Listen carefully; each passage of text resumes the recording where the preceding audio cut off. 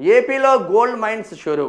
జొన్నగిరిలో 405 కోట్ల ప్రాజెక్టును ప్రారంభించిన సీఎం చంద్రబాబు. తొలి దశలో 400 కేజీలు, తర్వాత 900 కేజీలు, చివరికి 2 టన్నుల బంగారం ఉత్పత్తి లక్ష్యం. జొన్నగిరి రాయలసీమకు స్వర్ణగిరిగా మారుతుందని కామెంట్. అగో గోల్డ్ మైన్స్ ఉన్నాయి అంటున్నాయి ఆంధ్రప్రదేశ్లో. గోల్డ్ మైన్స్ ఆంధ్రప్రదేశ్లో గోల్డ్ మైన్స్ ఉన్నాయంట. ఏడాది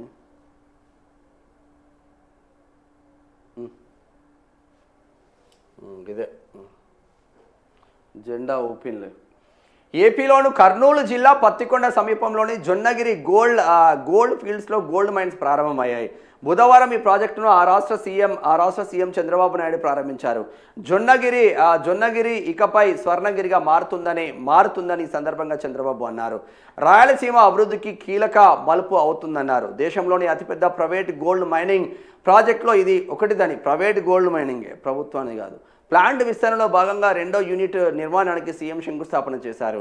జియో మైసూర్ దక్కన్ గోల్డ్ మైన్ సంస్థలు ప్రాజెక్టుకు 405 కోట్ల పెట్టుబడులు చేపట్టాయి. జియో మైసూర్, దక్కన్ గోల్డ్ ఈ 2 సంస్థలు పెట్టాయి.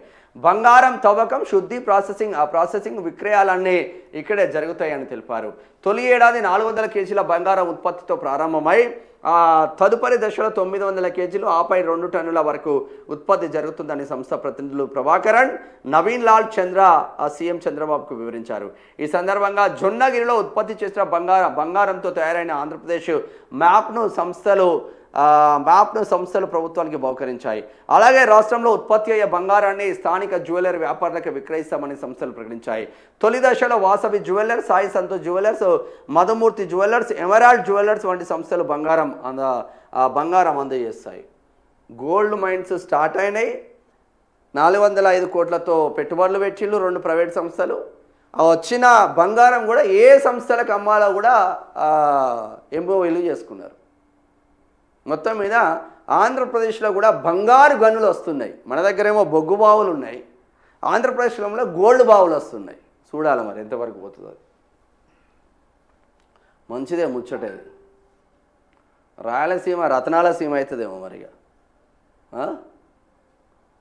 అంతేనా? ఇది ఒకసారి ఆంధ్రజ్యోతి చూద్దాం.